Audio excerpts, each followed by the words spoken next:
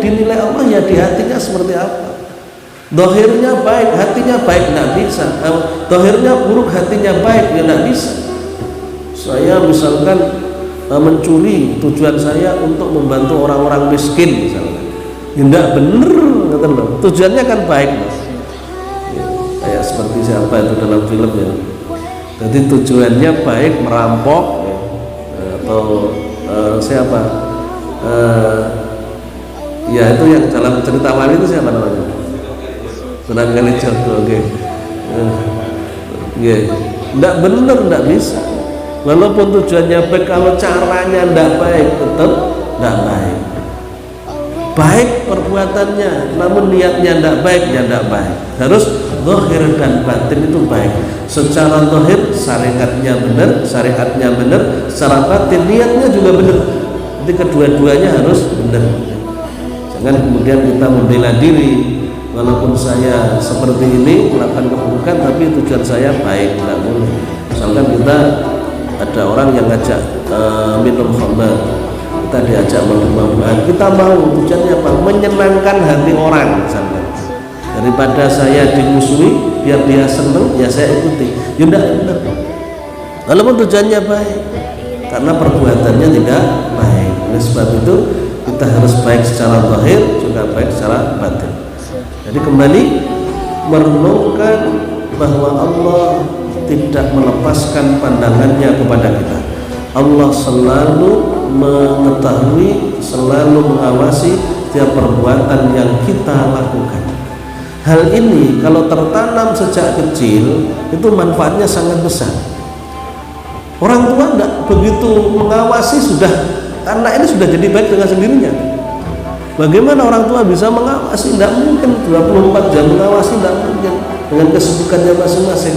Apalagi anak sudah menginjak dewasa, dia pasti akan mencari temannya. Tapi kalau sudah ada keyakinan dimanapun saya berada, Allah senantiasa melihat yang saya lakukan, tidak akan berani berbuat dosa.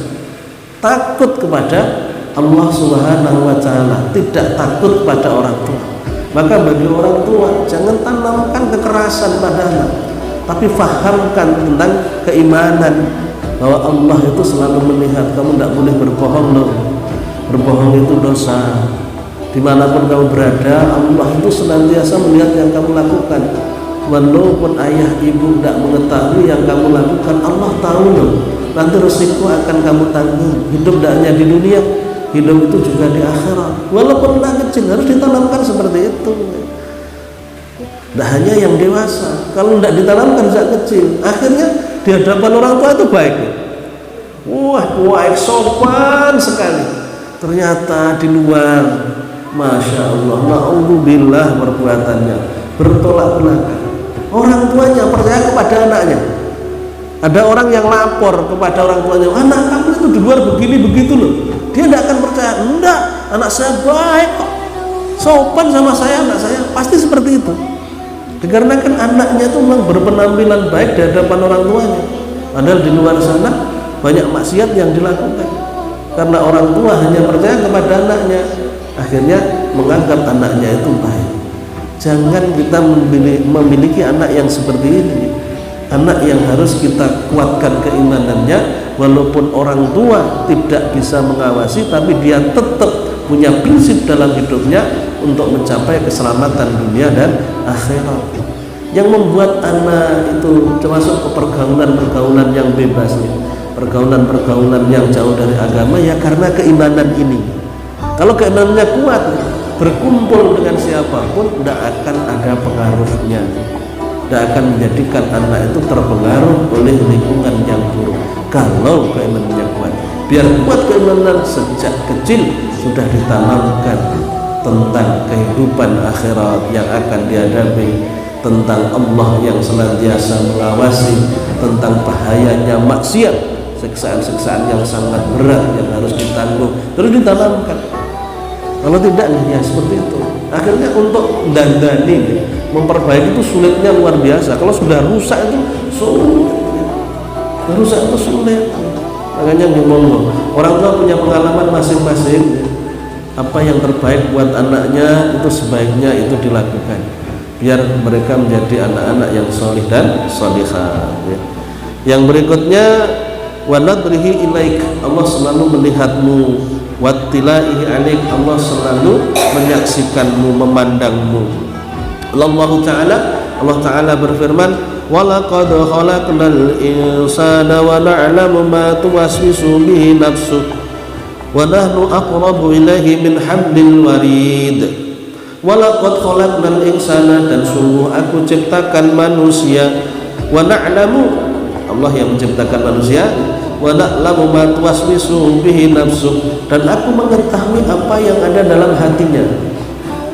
Jadi apa yang terlintas dalam hatinya Allah mengetahui. Allah mengetahui karena Allah itu memang ada, Allah itu dekat, Allah itu kuasa. Wa nahnu aqrabu ilaihi min hablil warid, aku itu lebih dekat kepada manusia dibandingkan dengan urat nadinya. Urat nadi sangat dekat dengan kita karena ini yang menentukan hidup dan tidaknya kita. Ternyata Allah itu lebih dekat daripada hablil warid, urat nadi kita. Sangat dekat dengan Allah. Kalau kita untuk masalah dekatnya Allah kita gunakan untuk menjadikan kita selamat dan tidak melakukan keburukan, insya Allah akan membuat kita itu punya rem, punya kendali, menjadikan kita itu bisa menahan diri untuk tidak melakukan keburukan. Kalau kita yakinkan Allah dekat dengan kita, kemudian kalau kita yakinkan dalam memberikan kemudahan dalam setiap urusan kita, ya udah kita tenang dalam jalan kehidupan. Allah sangat dekat, Allah sangat kuasa. Kenapa saya harus bingung-bingung mencari pertolongan jauh-jauh kepada orang yang masing-masing orang pasti punya masalahnya masing-masing? Saya punya Allah. Allah sangat dekat, Allah sangatlah kuasa. Jadi kedekatan Allah, pemahaman dekatnya Allah itu sangat bermanfaat besar bagi kita dalam segala hal. Kalau kita berbuat maksiat, kita tidak berani berbuat maksiat karena kita tahu Allah dekat dan Allah melihat, Allah mengetahui. Kalau kita dalam kesulitan hidup, kita tidak akan menjadi orang yang pesimis, kita senantiasa menjadi orang yang optimis karena kita punya Allah. Allah yang dekat dengan kita, Allah zat yang maha penolong. Hasbunallah wa ni'mal wakil, ni'mal maula wa ni'man nasir. Allah menolong, Allah yang mencukupi segala apa yang terjadi pada kita. Akhirnya kita menjadi orang tetap optimis dalam menjalani kehidupan karena kita yakin yang menentukan kehidupan Allah dan Allah sangat dekat dengan kita. Maka ada ungkapan, kaifa akhaful faqra wa ana abdul ghani. Kenapa aku takut miskin padahal Tuhanku itu zat yang maha kaya? Ada seorang pelayan, ada seorang pembantu, bosnya itu kaya, yang lainnya kebingungan untuk makan, dia tidak akan kebingungan. Kenapa kau tidak kebingungan? Bos saya ini kaya, tidak mungkin saya nanti kelaparan, pasti saya nanti akan dikasih makan. Sedangkan kamu kan tidak punya bos, kamu harus cari makan sendiri, karena kamu kan kebingungan. Allahumma salli ala Sayyidina Muhammadin wa alihi wa sallim.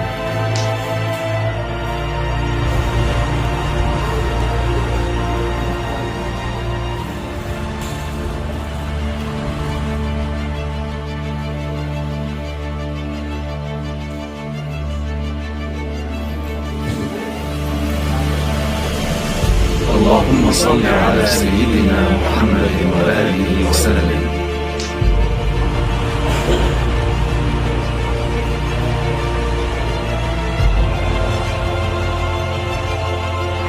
اللهم صل على سيدنا